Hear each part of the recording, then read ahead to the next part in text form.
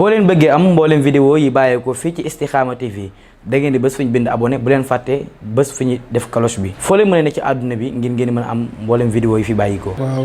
jërëjëf maa ngi leen nuyu baax di leen siyaare daja bi de leen rek ko waral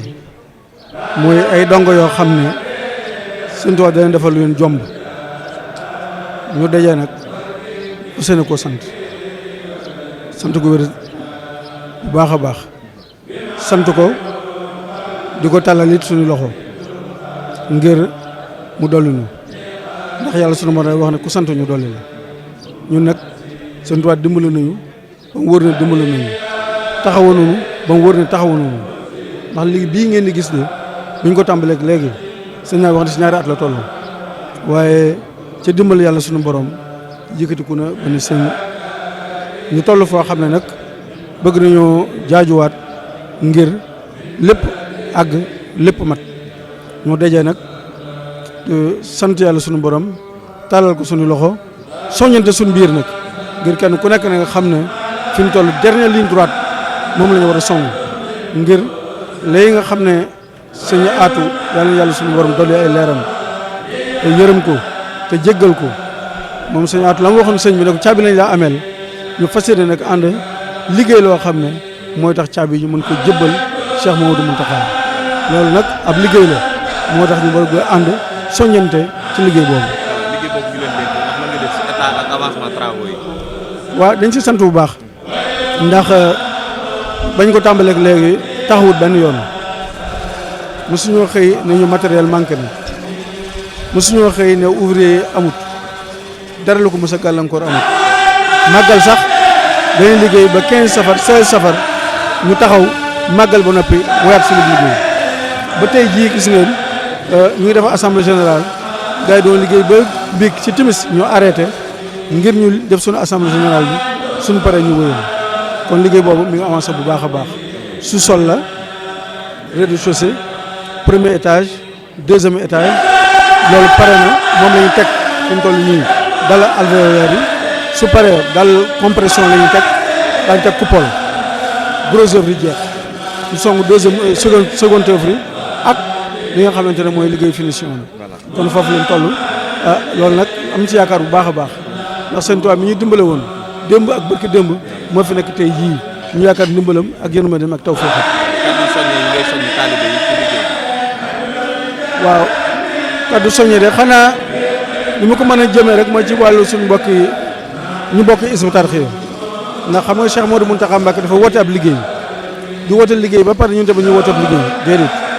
ñun kon membre Hizbut Tarqiyyah nañ sañ a woo ñu ñëw ànd ci loolu nag mooy nañ jaajuwaat kenn ku nekk nañ xam ne Sëñ Tuubaa ma wax ne ku ma defal loo man ma defal loo mënut ku ma defal loo mënut ma defal loo jomb kon nag nañ def yitte ju kawe ak passeport bu kawe ñi nga xamante ne ay mbokk lañ ak ay xarit ak ay am di jàmm ak ay partenaire ñi nga xam ne ñoom suñu leen woowul sax ñoom ñoo ànd ak ñun ñooñu wax dëgg yàlla bari nañ lool xam nañ seen bopp lool ñoom tamit fañ daa jaar rek bay indi seen contribution xam nañ ko suñu fi ñëwee rek xam ne jekk nañ ngir ànd ak ñoom liggéey. Voilà, nous avons organisé cette rencontre aujourd'hui pour deux raisons. La première raison, c'est de rendre grâce à Dieu, notre Seigneur, qui nous a assistés durant tous les travaux de construction de cet édifice que vous voyez. Il nous a assistés manifestement et secrètement. Alors nous devons un tribut d'action de grâce, sincère. Mais c'est lui, Allah, notre Seigneur, qui a dit également que si vous êtes reconnaissant, j'augmenterai mes bienfaits à votre endroit. Donc nous nous attendons à cette augmentation de bienfaits à notre endroit, car nous en avons besoin. Nous avons besoin pour achever ces travaux. Et des travaux qui ont été bien commencés, qui se poursuivent, qui n'ont jamais connu d'interruption. Donc nous avons convié tous les membres pour qu'ils viennent afin que nous faisions un état des lieux, un bilan d'étape pour encore nous préparer à mieux sauter pour enfin achever cette phase finale des travaux. Oui, pour l'avancement des travaux, il faut dire que nous sommes en phase de finalisation des grosses œuvres. Et nous avons terminé avec le sous-sol. avec l'auditorium, avec la suite du Khalif. Nous avons terminé avec le rez-de-chaussée, le premier étage, le second étage. Actuellement, nous sommes en train de poser les dalles alvéolaires du second étage. Ensuite, il y aura la dalle de compression et les coupoles.